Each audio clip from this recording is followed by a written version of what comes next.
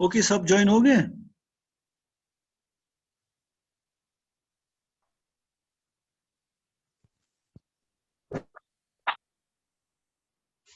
तो I hope सब join हो गए।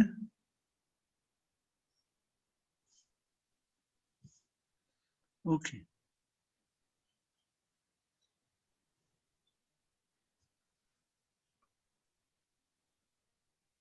वंशु में गस नहीं खा सुकू।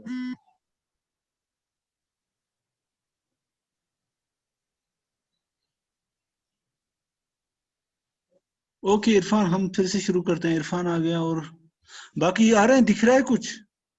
Can you hear me? Hello? अरे Yes, sir, बोल। we can hear. हाँ, वो बोर्ड दिखाई दे रहा है? जी sir.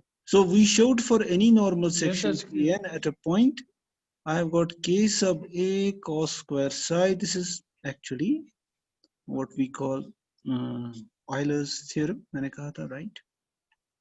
So this is what we got. Now इसकी एक corollary है जो बड़ी simple है, वो ये है, suppose I have got now two directions which are mutually orthogonal, right? मेरे कहने का मतलब है कोई भी दो directions है, I have got a, of course, मतलब you have to remember these are principal directions, यानी ये उस plane का intersection है, कोई भी दो directions हैं जो आपस में orthogonal है, pi by 2 पे है उनके tangents at some point. So वही मैं लिख रहा हूँ, if k sub n1 and k sub n2 denote normal curvatures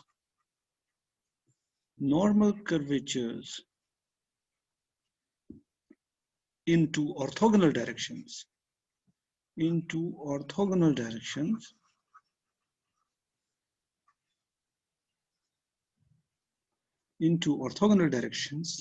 we have, according to this formula, कोई भी direction हो, we can write them as, है ना, हम उसको लिख सकते हैं ना ऐसे, k sub n1 को लिख सकते हैं हम k sub a cos square psi plus k b sin square psi, ये तो लिख ही सकते हैं, where psi is the angle between dv equal to 0 and this k sub n, k n वाला जो n1 वाला जो कर्वेचर है उस कर्व और इस dv equal to 0 के दरमियान एंगल है psi. अब मान लो कोई डायरेक्शन है अब k n2, वो परपेंडिकुलर है, ये पाई बाय 2 है, तो dv इक्वल टू 0 के साथ इसका एंगल क्या होगा? इट वुड बी, मतलब ये एंगल क्या होगा फिर dv इक्वल टू 0 के साथ n k n, it would be psi plus pi by 2, है ना? Pi by 2. तो according to Euler's theorem then kn2 होना चाहिए बराबर, it should be k sub a cos square pi by 2 plus psi plus kb into sin square pi by 2 plus psi. Am I right? Right. Yes sir.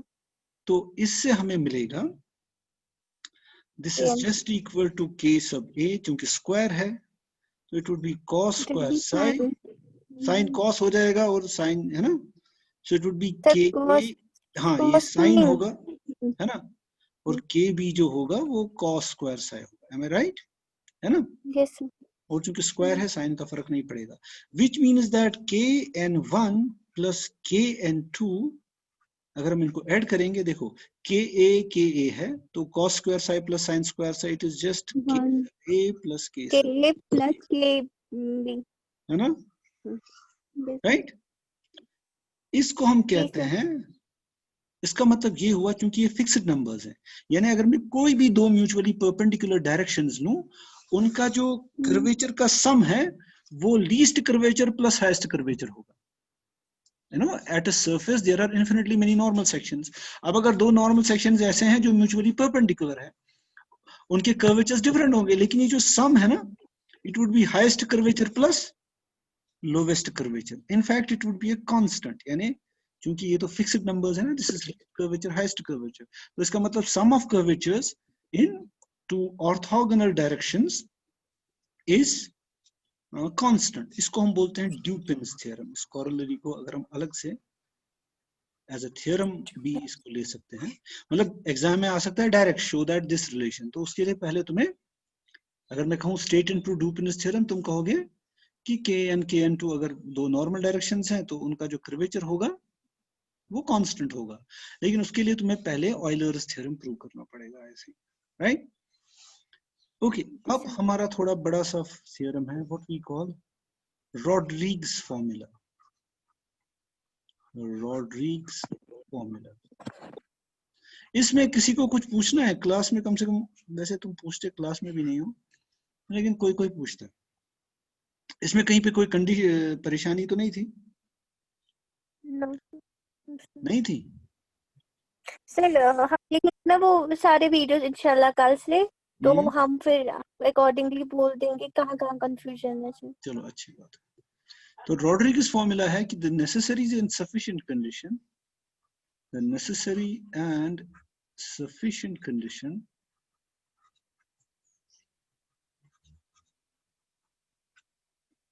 for a curve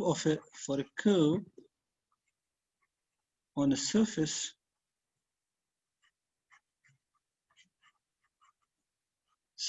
to be a line of curvature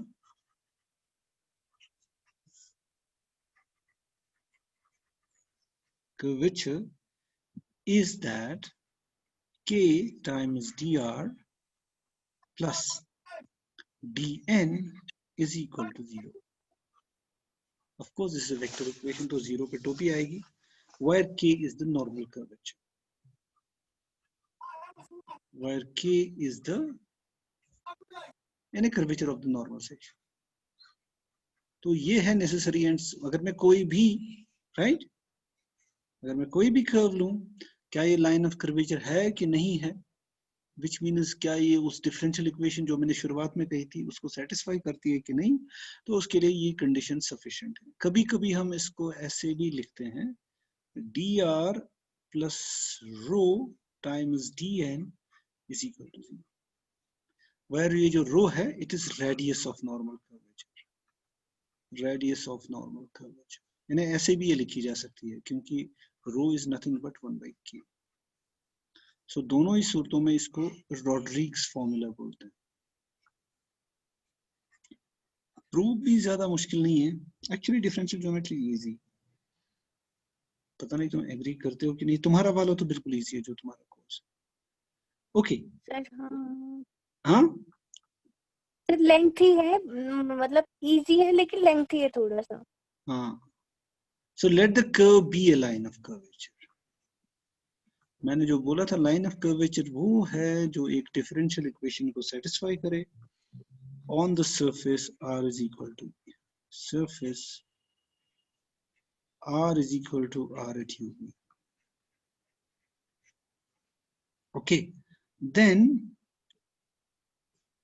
now ये भी हमने पहले वाले lecture में किया है कि the principal curvatures are given by these two equations. Principal curvatures are nothing but, अगर मैं यहाँ लिखूं ब्रैकेट में, curvatures of the lines of curvature, उनके जो कर्व वो इन दो इक्वेशन से हमें मिलते हैं, ke minus l times lambda, where lambda is a parameter, du by dv is equal to m minus k times f. Similarly, kf minus n times lambda, ये दो equations मिलके, if we solve for k from these two equations, if we solve for k using these two equations, ये जो यहाँ पे है, let me see if I can bring them to the next page. वैसे उसमें तो वो फैसिलिटी है, पता नहीं क्या होगा। Okay, let me add a page, यहाँ पे इसको पेस्ट कर सकते हैं, पता नहीं, चलो कोई बात नहीं। सो मैं फिर से लिख सकता हूँ, no issue. I had got k e minus l times lambda is equal to m minus kf, where k is the curvature, and ये दूसरी इक्वेशन है अपनी kf minus m times lambda is equal to n minus kg, where EF G LMN जो भी है वो अपने first and second order fundamental magnitudes हैं। इसी को हम मिलके इनको हम एज बिकॉज लेमडा हियर अगर तुमने वो पढ़ा होता is equal to du by dv substitute करके I will get lambda का वैल्यू दोनों में देके you will get two differential equations that is L minus KE क्योंकि इसको मैं इस साइड पे ले जा रहा हूँ into du plus M minus KF into dV is equal to 0 and M minus KF times du plus N minus Kg times dV is equal to 0. Now these are the principal directions. K being, चलो मैं लिखता हूँ, one of the principal curvatures. थोड़ा इसमें हमें time लगेगा क्योंकि इसमें काफी वो लिखना है.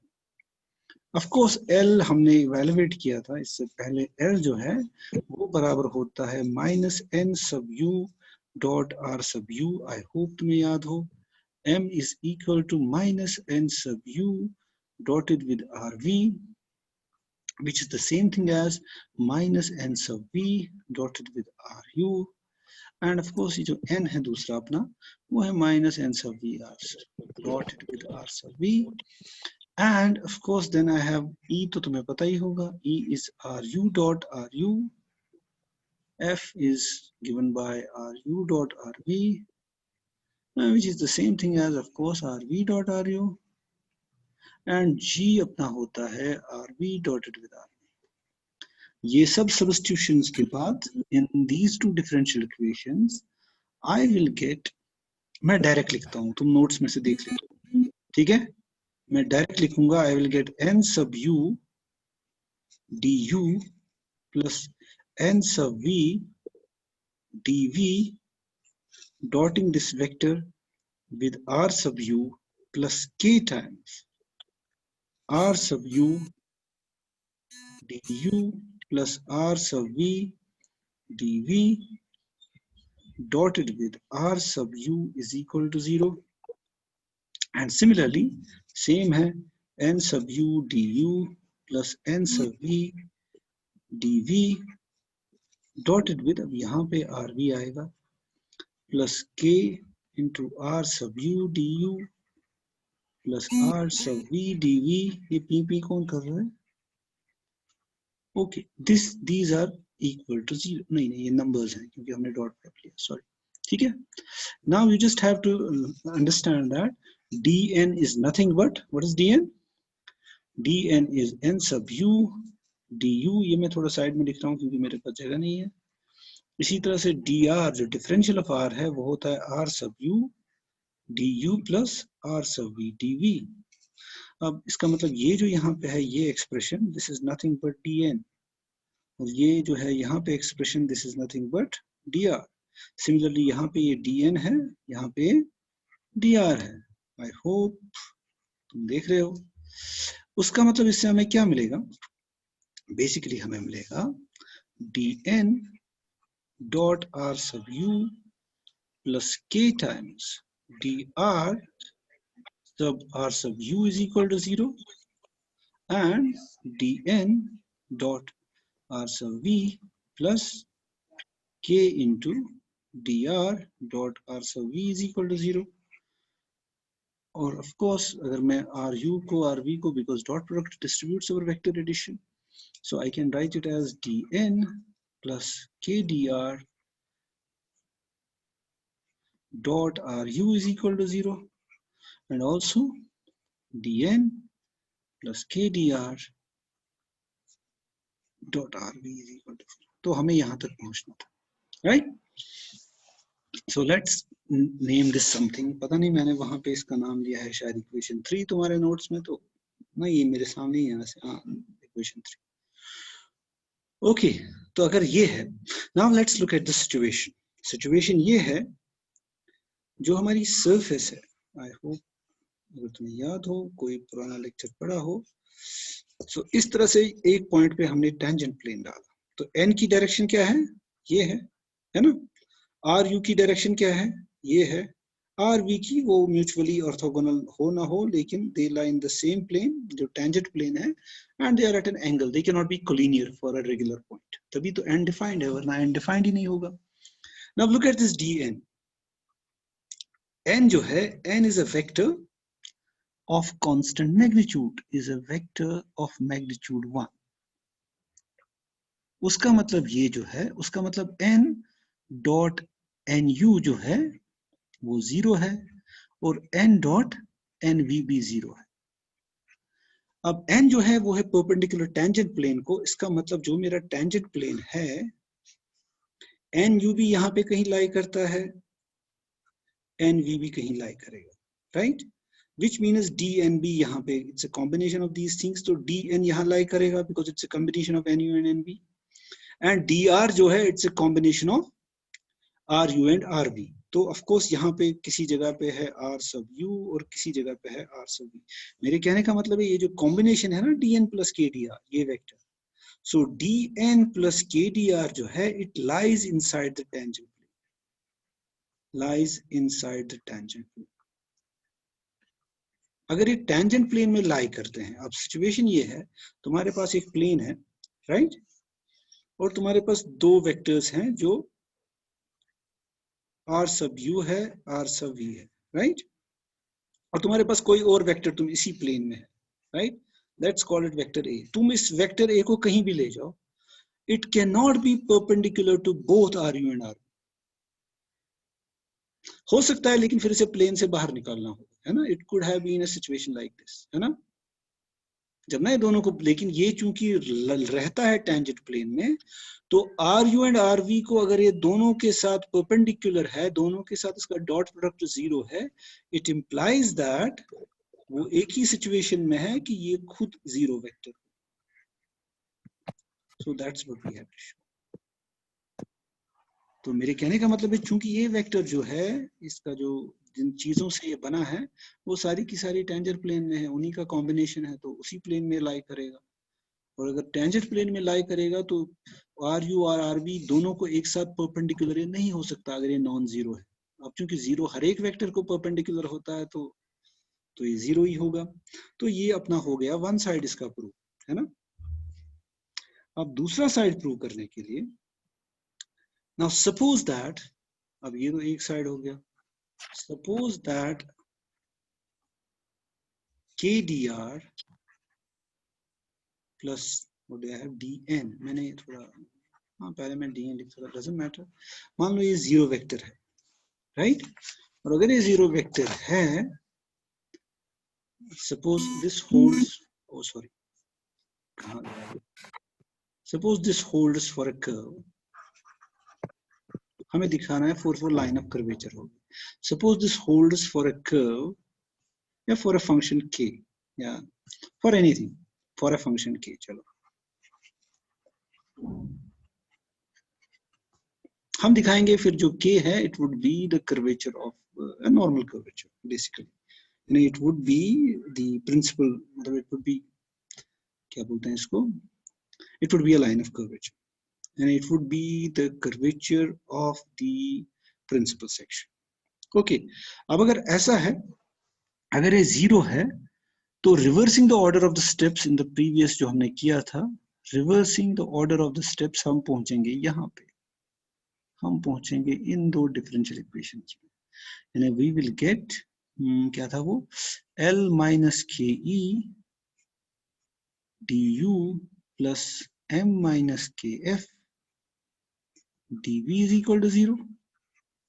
इसी तरह से M minus k f, minus k f ही है, हाँ, d u plus N minus k g d v is equal to 0, ठीक है ना, विच इम्प्लाइज दैट, ये तो differential equations of the normal section है, therefore the curve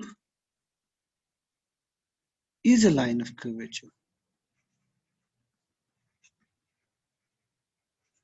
and k is its normal curvature, k is its normal curvature, क्योंकि तभी तो इस डिफरेंशियल इक्वेशन को सेटिस्फाई करे।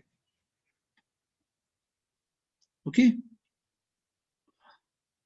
और furthermore Furthermore, I can write the k dr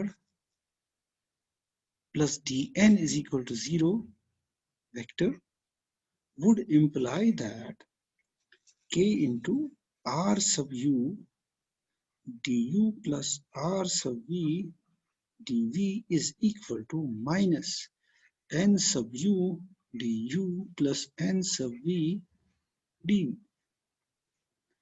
और अगर मैं दोनों साइड्स का डॉट प्रोडक्ट लूं, taking the dot product of both sides, चलो मैं ऐसे दिखाता हूं, अगर मैं दोनों साइड्स का डॉट प्रोडक्ट लूं विद dr, मींस dr का मतलब है r सब u du प्लस r सब v dv, अगर मैं दोनों का ये डॉट प्रोडक्ट लेता हूं तो यू जस्ट डू इट, मैं मुझे अगर तुम दोनों साइड्स का डॉट प्रोडक्ट लेंगे तो पहले तो आएगा r डॉट r u, है ना, अगर लेफ्ट हैंड साइड को मैं देखूंगा, दैट इज e, इसी तरह से r dot u r dot v आएगा, वो f है, इसी तरह से g, तो बेसिकली हमें मिलेगा, मुझे नहीं लगता ज्यादा डिफिकल्ट है, you will get basically k into e du square plus twice f du dv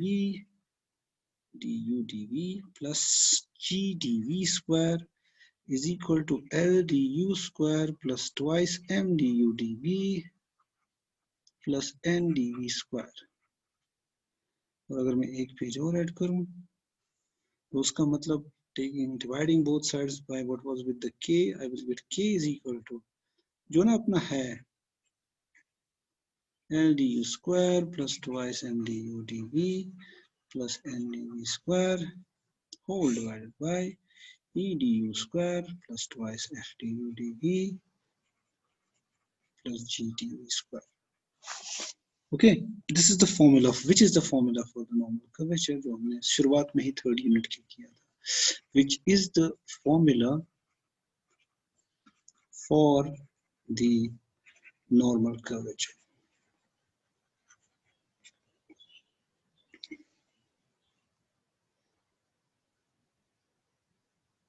I think that finishes our. This must be the line of curvature. ये ना Rodrigues formula is done. इसके बाद क्या है? इसके बाद बड़ा ही एक इंटरेस्टिंग टॉपिक है जो इसके एनीबॉडी? सर मैं आई स्पीक? हाँ बोलो सर। ग्रुप में सारे टेक्स्ट कर रहे हैं कि जो मतलब फर्स्ट चैप्टर ही है ना उसमें ही हमें बहुत सारे कंफ्यूजन है, इसीलिए हमें इस टाइम कुछ भी समझ नहीं आ रहा है। सर अगर प्लीज हम कल से पहले सर ये पहला चैप्टर की कल से क्लासेस रेगुलरली लेते। नहीं वो नहीं है मसला, मसला है ना उसमें मैं ऑलरेडी बहुत सारे लेक्चर्स बना चुका था ना वो उस टाइम। सर हमने वो बहुत मतलब जितने भी करे टेक्स्ट आपने देखे होंगे वो लेक्चर्स, तो हमें वो पता है वो कहाँ तक है। हाँ तो वही मुझे बताओ ना कहाँ पे दिक्कत है, अभी भी बताओ मुझे, कोई मैं वहीं चला जाऊँ। फिर उसके बाद से जहाँ तक मतलब first and sir second unit में बहुत सारों को आप सब क्यों नहीं बोल रहे हो, फिर ग्रुप में बोलते हो। हाँ वो बताओ ना किसको कहाँ पे डिफिकल्टी है, वही मैं दूर करने के लिए आया। मैंने लिखा ही था ना इसका topic review of the previous lecture, मैंने तो शुरुआत में ही कहा था। हाँ बताओ सर। फर्स्ट यूनिट जो है सर, जो फर्स्ट यूनिट है उसमें जो आइडिया है वो अभी हमें नहीं आ रहा है, अगर रिवीजन टाइप आप लेक्चर दें उसके, ताकि पूरे फर्स्ट यूनिट का कौन सा तुमने क्या पढ़ा उसमें? उसमें पहले था कर्व्स, राइट था ना, जिसको हम कहते हैं स्पेस कर्व्स, राइट है ना, यही था ना वो सबसे। उस जो कर्व है it is nothing but a vector function of a single variable. Yani R is a function from some interval. Let me write it as AB because it could be open, closed, bounded, unbounded. ये interval है, ठीक है, to R3. वो अपनी space curve होती है, एक function जिसका usually हम कहते हैं कि इसका derivative for regular curve हम कहते हैं dr by dt, जो इसका variable है वो vanish ना करे। तो अगर ऐसी सिचुएशन है, you have got a function जो पहले तो डिफरेंशिएबल है और उसका डेरिवेटिव जीरो नहीं है, यानी it is like it has got three components, यानी r at t is equal to some x at t, y at t, z at t, मैंने इस पे पूरा पहले बहुत, मुझे पता था तुम्हें पता नहीं है क्या करोगे इसका, तो मैंने इस पे बहुत वो एग्जाम्पल्स और वो सब कुछ दिया था ताकि तुम्हें समझ जाओ. Space curve is a function from an interval, finite, infinite, bounded, unbounded, to R3. तो मेरे कहने का मतलब था, इट वाज सम, जैसे फॉर एग्जांपल, जो कि मैंने, अब मुझे अजीब लगता है फिर से रिपीट करना, फिर भी कोई बात नहीं. जैसे तुम्हारा सर्कल है, जैसे टू स्टार्ट विद मैं R3 के बजाय R2 लेता हूँ, यानी R at t is equal to x at t, y at t, a plane curve. और सबसे अच्छी एग्जांपल कौन हो सकती है? सबसे चलो सिंपल वाली लेते हैं, सर्कल. ठीक है, ठीक है ना. सर्कल की इक्वेशन क्या होती है, जो ना तुमने किया है. चलो मैं इसका मानता हूं X square plus Y square is equal to A square. एक सर्कल है जिसका सेंटर है ओरिजिन और इसकी रेडियस है 1. वो जो क्वेश्चन पूछ रहा है, I hope he is listening. ठीक है, ये है ना इक्वेशन ऑफ ए सर्कल, है कि नहीं? जी सर. तुम सेकंड सेमेस्टर एमएससी में हो, है ना. लेकिन अगर मैं इसको t मान लूं, ये जो ये एंगल बन रहा है ना, तो हर कोई कंपोनेंट जो है ना, यहाँ पे कोई भी वेक्टर अगर मैं लूं, यानी कोई भी position vector which has it is tip on the circle, उसके होंगे components cos of t, sin of t. यानी इसकी जो पैरामीट्रिक इक्वेशन बनती है वो है x at t is equal to cos of t. ये भी तुमने, मुझे पता है 12th में ये कराते हैं बहुत अच्छे से, parametric equation of a curve. तो ये टुगेदर जो है, it is the same as this equation. ये जो x square plus Y square is equal to a square है, या xt is equal to cos t, yt is equal to sin t, they are same. xt is equal to सिर्फ a cos t, but नहीं 1 बन जाएगा. हाँ, मैंने 1 बोला था ना बीच में, मैंने यहाँ 1 लिखा था. ठीक है, हाँ, तो यहाँ पे 1 होना चाहिए. डजंट मैटर, चलो a, उससे कोई फर्क नहीं पड़ता. What I am trying to say is this, है ना. इसी को हम लिख सकते हैं, फिर मैं सर्कल की इक्वेशन को लिख सकता हूँ, पता नहीं तुम्हें अजीब क्यों लग रहा होगा, ये is equal to cos t, a cos t, a sin t. So this is my vector equation of a circle. ये जो कर्व है, इसकी एक वेक्टर इक्वेशन लिखी जा सकती है. इसी तरह से अगर तुम्हें पैराबोला हो y square is equal to 4ax, है ना, तो इसको मैं आराम से लिख सकता हूं x is equal to t, y is equal to 4at. Not really, y square उसका होना चाहिए. So it would be 2 into root a y स्क्वायर जो है, इट हैज टू बी, इसका स्क्वायर देखना है, कोई मतलब ऐसे. ठीक है, तो ये इसकी एक पैरामीट्रिक इक्वेशन बनेगी. तो इट इज अनदर, जो पहला जो उसमें टॉपिक है, तो we write a curve rather than a relationship between, जैसे rather than a relationship between x and y. चलो मैं प्लेन में ही रहता हूँ, वो थोड़ा ज्यादा इजी रहेगा. तो I can also write it as in a parametric form in terms of its position vectors. यानी यहाँ पे अगर कोई पॉइंट है तो उसका कोई पोजीशन वेक्टर है, यहाँ पे कोई पॉइंट है तो उसका कोई पोजीशन वेक्टर है. तो उसको मैं, चूंकि it changes with some variable t, चूंकि ऑफ कोर्स सेम हर जगह सेम पॉइंट नहीं है, तो I can write r is a function of t along this curve, जिसके दो कंपोनेंट्स होंगे x at t, y at t, z at t. Of course मैंने अभी कहा था दो ही, अगर दो ही होंगे तो प्लेन कर्व होगी तो इतना ही. लेकिन अगर I think of it as a curve in 3 dimensions, then I would get r at t is equal to x at t, y at t, z at t. अब मुझे पता नहीं, शायद मैंने वहां पे अल्फा एट t लिया है, लेकिन doesn't matter, आइडिया तो क्लियर है. I am writing a curve in terms of describing the components of its position vector. क्योंकि हर एक जो कर्व होगी ना, अगर मैं 3 dimensional स्पेस में लूंगा, it's a collection of points, है ना. यहाँ एक पॉइंट है, यहाँ उसके बाद एक और पॉइंट है, उसके बाद एक और पॉइंट है, उसके बाद एक और पॉइंट है, और हर उस पॉइंट के पोजीशन वेक्टर्स है. तो वो जो कलेक्शन ऑफ पोजीशन वेक्टर्स है, क्योंकि वो चेंज हो रहे हैं with respect to some variable t, with respect to some rule, right. जैसे फॉर एग्जांपल अपना हेलिक्स हो, 3 dimensional curves में जो हमने एग्जांपल की है, suppose you've got a curve like this, helix, है ना। तो इसकी जो इक्वेशन है इन टर्म्स ऑफ, क्योंकि ये सबसे अच्छा तरीका है कर्व्स को लिखने का, अगर हेलिक्स है तो it is actually some it is a cos t, a sin t, bt, where b is, मतलब अगर ये इस तरह का, चलो मैं मानूंगा तो इस तरह, ये think of it as 3 dimension. तो उसके जो मतलब उसके जो पोजीशन वेक्टर्स होंगे, कहने का मतलब ये है कि उसके जो पोजीशन वेक्टर है ना, at this point, at this point, at this point, वो आर एट टी है। यानी उसके कंपोनेंट्स, उन पोजीशन वेक्टर्स का कोई एक्स कोऑर्डिनेट होगा, कोई वाई कोऑर्डिनेट होगा, कोई जेड कोऑर्डिनेट होगा। ये जो तीनों कोऑर्डिनेट्स हैं वो इसको इस रूल के हिसाब से चलेंगे, तो वो एक हेलिक्स बन जाएगा।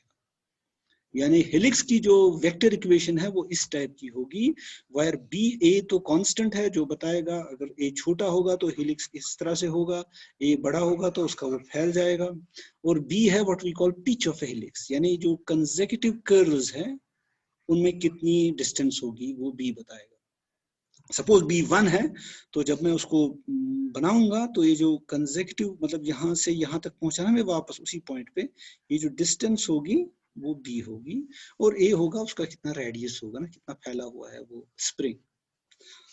तो इतना क्लियर हो गया जो भी सुन रहा है? हेलो एवरीबॉडी, अरे मेरी बात सुन रहे हो? हाँ, समझ रहे हो ना? Yes sir. आई होप तुम समझ रहे हो। तो इसका मतलब हम जो कर्व को लिख रहे हैं in terms of its position vectors लिख रहे हैं। हमें हरे मतलब बाकी डिटेल्स तो खैर उनमें वहां पे है ही, मुझे लगता है शायद यहाँ पे तुम्हें कंफ्यूजन हो। अब जो एक कर्व होगी ना, इसका मान लो यहाँ पे एक पैरामीटर वैल्यू पे इसका है आर एट टी, मतलब मैंने टी का कुछ वैल्यू दिया है, मान लो कोई फिक्स्ड वैल्यू, तो वो इसको हिट करता है ना, उसका जो पोजीशन वेक्टर है आर एट टी। इसी तरह से दूसरे पॉइंट पे अगर मैं थोड़ा आगे जाऊं, थोड़ा सा आगे, मतलब पैरामीटर का वैल्यू में थोड़ा आगे करूं, सो ये बन जाएगा एक और वेक्टर से t प्लस डेल टी। ठीक है ना? ठीक है? अरे दो डिफरेंट पॉइंट्स का मैंने पैरामीटर को थोड़ा बढ़ा दिया, तो मुझे दूसरे पॉइंट पे पहुंचूंगा ना, क्योंकि आर एट टी क्या है, वो सभी पॉइंट्स हैं। जब मैं टी के डिफरेंट वैल्यूज देता जाऊंगा, मैं यहाँ, मतलब मुझे उसकी पोजीशन वेक्टर्स मिलते रहेंगे। अब मैंने दो कंसेक्यूटिव पॉइंट्स लिए, तो ये आर एट टी है, तो ये कौन सा वेक्टर होगा? अगर मैं यहाँ से यहाँ ड्रॉ करूं using the triangle law of vectors, देखो अब अगर मैं ऐसे करूं, ये है आर एट टी, दूसरा वेक्टर है इस तरह से, ओ नो पता नहीं मैं ठीक से बना रहा हूँ। सो ये वेक्टर है R at T plus del T, यानी कंसेक्यूटिव पॉइंट दूसरा है। तो ये वेक्टर कौन सा बनेगा अगर मैं इन दोनों को जोड़ दूं? होगा R at T plus del T minus R at T. Minus, very good, यानी 11 12 का थोड़ा याद आ गया है ना। सो ये वेक्टर है ना। तो दिस मतलब ये जो अब यहाँ पे मैं इस वेक्टर को ऐसे बनाता हूँ, राइट? ठीक है ना। अब ऐसी सिचुएशन है, मैंने दो कॉन्सेक्यूटिव पॉइंट्स लिए हैं, उनको जोड़ने वाला जो वेक्टर है, ये वेक्टर मैं अलग यहाँ से अगर बनाऊं, तो ये बेसिकली है R at T plus del T, right, minus R at T. तो इस वेक्टर का नाम ये है कि नहीं? अगर मैं इसे पॉजिटिव नंबर से डिवाइड करूं, डेल्टा टी से अगर इसको डिवाइड करूं, तो ये स्केल अप होगा, है ना? है कि नहीं? Yes sir.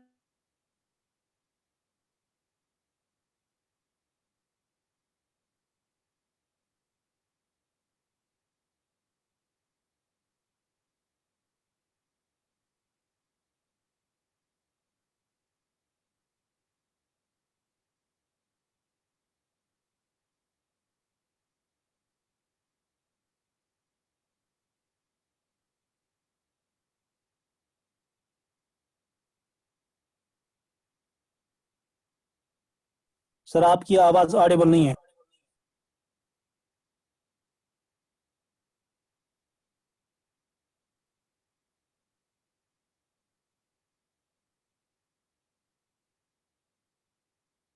सर ने शायद म्यूट रखा है।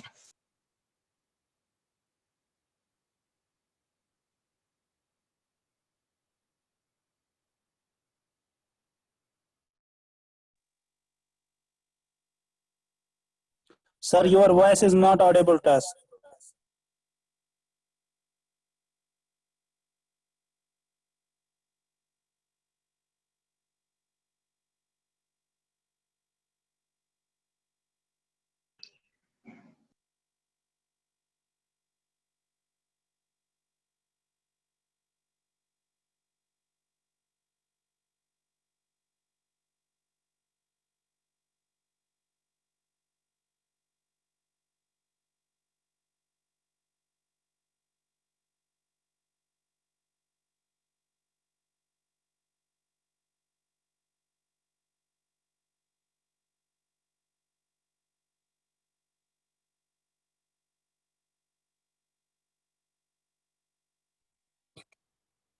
सर हम नहीं सुन रहे हैं।